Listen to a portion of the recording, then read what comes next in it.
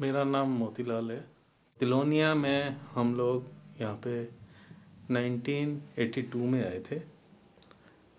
तब हम लोग सोच रहे थे कि कुछ इस तरह का काम समाज के लिए करें जो वंचित वर्ग के लोग हैं उनके लिए उपयोगी हो। एक कलेक्टिव सोच के साथ रहना और कलेक्टिवली काम करना और कलेक्टिवली डिसीजन मेकिंग करना। तो जिस भी सोसाइटी के बीच में हम काम कर रहे हैं उनके साथ बराबरी के साथ रहें और बराबरी के साथ उनके साथ काम करें और भागीदारी के साथ मिल के योजना बनाएं। एक तो ये सीखा और दूसरा ये सीखा कि हमारा जो खुद को जो वर्क स्टाइल है और जो हमारा लाइफ स्टाइल है वो ऐसा होना चाहिए कि जिससे लोगों को ये नहीं लगे कि ये कोई अलग तरीके के लोग हैं। ऐसा लगे कि जैसे हम लोग उनके बीच में रह के उन्हीं के बीच के लोग हैं और उनके साथ काम कर रहे हैं। किसी काम को छोटा बड़ा नहीं समझना और वो हमारी लाइफ स्टाइल में ये सारा कुछ यहाँ तिलोनिया में रह के हम लोगों ने सीखा। और शाहबाद और किशनगंज में मेनली एक प्रिमिटिव ट्राइब है सहरिया, जो कि राजस्थान की एकमात्र आदिम जनजाति है। बहुत पिछड़ी हुई है और राजस्थान के जो सबसे पिछड़े हुए 4 ब्लॉक हैं उनमें से वो एक ब्लॉक था उस वक्त जब हमने काम शुरू किया था वहाँ पे। तो हम लोग ने उनके साथ रहते थे, उनके साथ घूमते थे और उन समझने की कोशिश करते थे कि उनका जीवन क्या है, उनकी संस्कृति क्या है, उनके विश्वास क्या हैं, उनके तरीके क्या हैं और क्या उनकी दिक्कतें हैं जिनको लेके कि काम किया जा सकता है। धीरे धीरे हमको उनके साथ रहते हुए ये समझ में आने लगा कि इनका जो पूरा लाइवलीहुड है, यहाँ की जो आजीविका का सोर्स है वो जंगल के ऊपर आधारित है। जंगल से वो माइनर फॉरेस्ट प्रोड्यूस लेके आते थे और उसको ही बेच के वो अपना गुजारा करते थे और उसमें उनका बहुत शोषण होता था।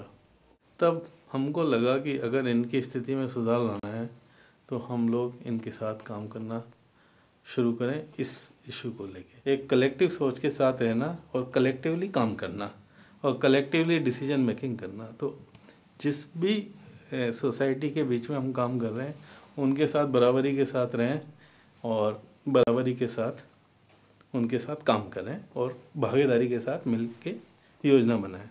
एक तो ये सीखा और दूसरा ये सीखा कि हमारा जो खुद को जो वर्क स्टाइल है और जो हमारा लाइफ स्टाइल है वो ऐसा होना चाहिए कि जिससे लोगों को ये नहीं लगे कि ये कोई अलग तरीके के लोग हैं।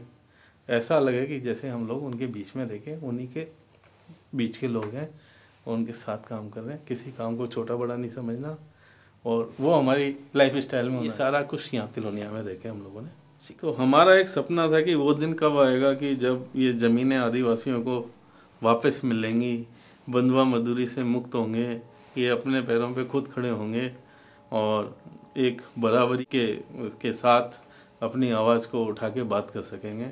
अब पिछले कुछ दिनों में ऐसा लगने लगा है कि जब हमने बंधुआ मजदूरी मुक्ति का अभियान चलाया और लोगों को उनको ज़मीनें दिलाने का अभियान चलाया, जिसमें लोगों ने खुद आगे होकर अपनी ज़मीनें वापस कब्जे में की हैं और बंधुआ मजदूरी से निकल के बाहर आने लगे हैं। तो यही एक है कि आने वाले टाइम में ये अभियान और आगे बढ़े और इनकी जो ज़मीनें आदिवासियों को उनको मिले और बंधुआ मजदूरी से मुक्ति हो और साथ ही जो काम हमने शुरू किया है अब उसको कम्युनिटी अपने हाथ में लेके उस काम को आगे ले जाए।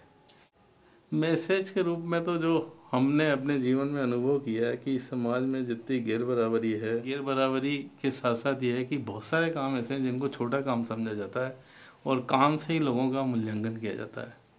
तो हम ये कहते हैं कि समाज में कोई भी वर्ग है वो कोई सा भी काम, सारे काम इक्वली इम्पोर्टेंट है। चाहे आप एक वैज्ञानिक हो के आविष्कार करते हो या कोई बहुत बड़ा प्रतिष्ठान चलाते हो या आप प्रोफेसर हो या टीचर हो, वो भी ज़रूरी हैं उतने और उतना ही ज़रूरी ये काम भी हैं। तो कोई भी काम जो है वो छोटी बड़ी नज़र से नहीं देखा जाना चाहिए और हर एक काम को प्रतिष्ठा मिलनी चाहिए और पर्टिकुलरली उस काम को जो श्रम से जुड़ा हुआ काम है, क्योंकि उसके बिना कभी भी कोई भी समाज ना तो बन सकता है ना आगे बढ़ सकता है। उसका सम्मान करना चाहिए।